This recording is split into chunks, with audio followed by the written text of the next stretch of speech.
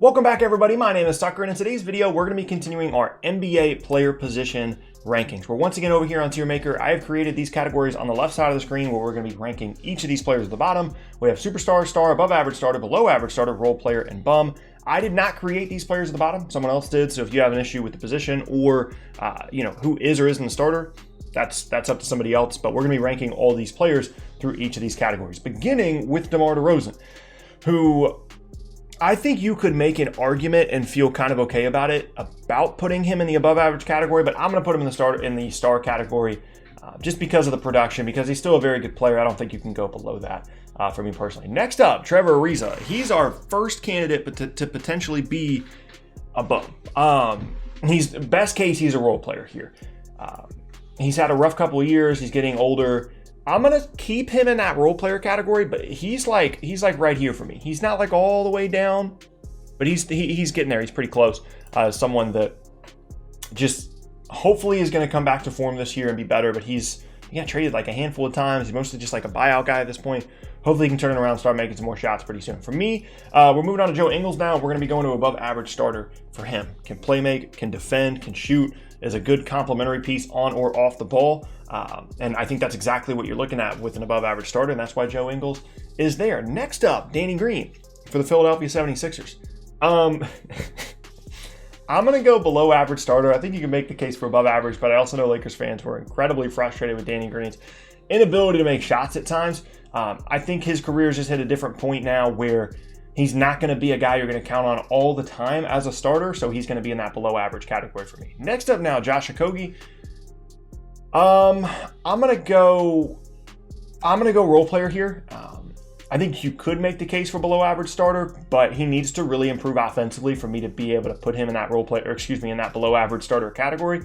And so he's gonna go role player for me. Next up now is Isaac Okoro. If you guys watched the previous videos, you know that for right now, all the starting caliber rookies are just going to go in this below average starter category as a rule until I actually see them play real NBA basketball games. It's really tough for me to evaluate them before that actually happens. So he's going to go in that below average starter category to keep that consistent. Next up, TJ Warren, I'm going above average starter. Really good scorer, had an awesome stretch in the bubble. If he struggles with his shot making, he could maybe end up down here, but I think he's a starting caliber player. Needs to improve defensively and as a playmaker, but as a scoring wing that isn't like an all-star caliber guy, TJ Warren is a really, really good player. Next up, Kawhi Leonard is a superstar, and I'm not thinking twice about it. You can have issues with his postseason performances last year, and that's fine. But I'm not betting against Kawhi. I'm not counting him out. He's going in that superstar category. Next up, KCP was actually in the two-guard video as well, and I decided to put him in the below-average starter category. So again, for consistency's sake, that's where he's going to go. Next up, Kyle Anderson, same place. He's a good player. He's a solid player, but I'm not excited about him being my starting three. If I'm a fan of his particular team. Like if I'm looking at my starting lineup, whatever team he ends up on, I'm more excited about having Joe Ingles or TJ Warren than I am Kyle Anderson. That's pretty much the only way I can describe him being there. Next up, Jimmy Butler. Ooh, wow. Okay.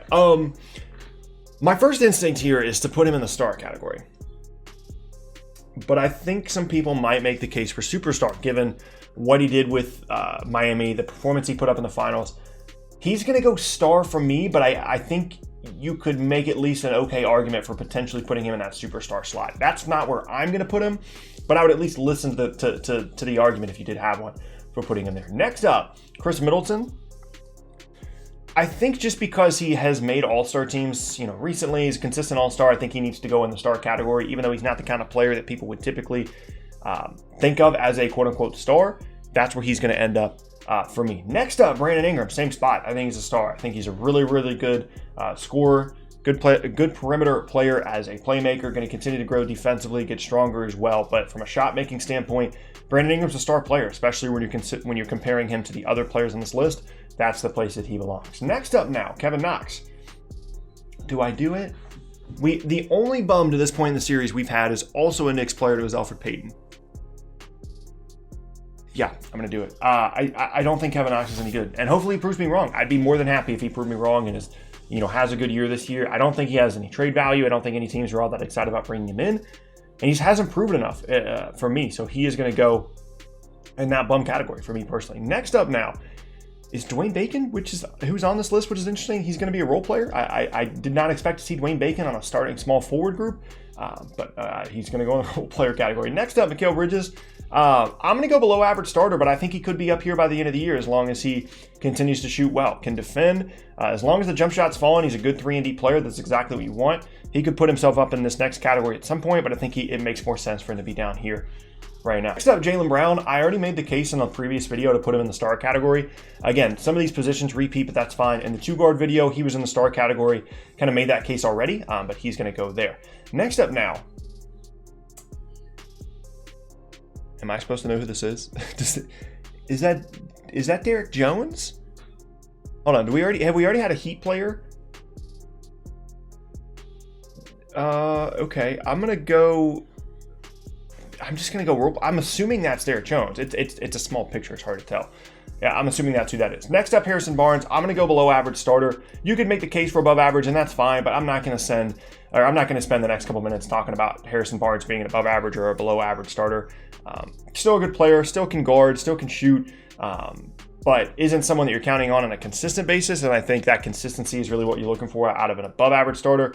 So for me, I'm going below average for Harrison Barnes. Next up, OG Anunoby is an above average starter. Can really defend, continues to improve as a shooter, and as an off-ball player, whether that be, cutting to the rim or attacking closeouts. I think he's going to have a really, really good year this year for Toronto, potential breakout year for OG Anunoby. He's in the above average starter category for me. Next up now, is this Troy Brown?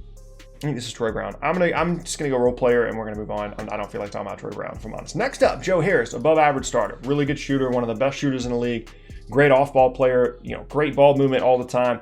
And is one of those shooters where he's not gonna be a great passer, but he can make the right play, on a pretty consistent basis. As long as you're not putting him into ball screens or anything like that, which I don't think anybody is, Joe Harris is going to be a good offensive player for you. Next up, Gordon Hayward. I'm going to go above average starter.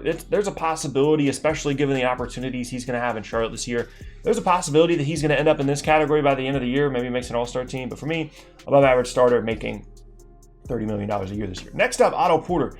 I'm going to go below average starter, but I think there's an opportunity for him to be up here if he ever has a healthy season. Can shoot the ball, can defend a little bit, and I think people forget how good Otto Porter can be just because of the injury stuff. If he's healthy, I could see him moving up a tier. Next up, Tim Hardaway Jr., similar thing. I'm going to go below average starter, but if he shoots the ball well this year and is healthy, I think you could pretty easily put him up there. There's just too many games where I watch and Tim Hardaway's like 0 for 10 or 2 for 10 from the field for him to be in that consistent above average starter group for me. Next up, Michael Porter Jr. Going to be a controversial one, but I'm going below average starter for right now. He has the potential and the upside to be up here by the end of the year, honestly. But I just haven't seen enough from him on the defensive end of the floor. All he knows how to do at this point is score with the ball in his hands. He doesn't know how to do anything off the ball. And even some of the on-ball stuff at times is inefficient. He doesn't make the right play, whether it be passing or shooting. So I'm going to put him in the below average category with the recognition that he has the upside to be in one of these two categories by the end of the year. Next up now, Jeremy Grant. I'm going to go above average, but Pistons fans are already turning on Jeremy Grant because of the amount of money that he's being paid. I still think he's a good player. He's a good defender and someone that can really help any team. But if you're relying on him to really provide you a lot more offense than he's capable of, things can get kind of ugly kind of quick, which I think might be what's happening in Detroit. But I still feel comfortable putting him in that above average starter category.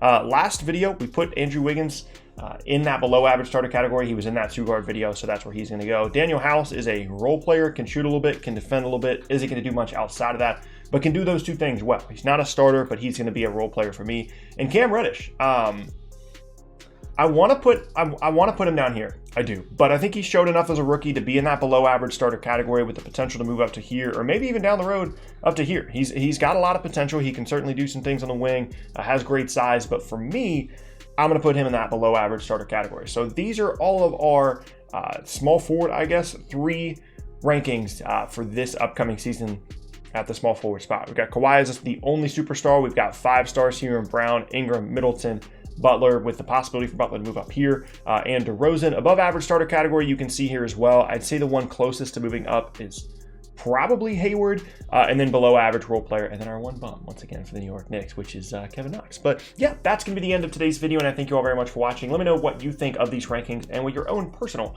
rankings would be at this position in the NBA. Thank you guys again so much for watching the video. Hope you guys have an awesome rest of your day. If you missed any of my previous videos, you can check out the boxes on screen. And yeah, I'll see you all next time.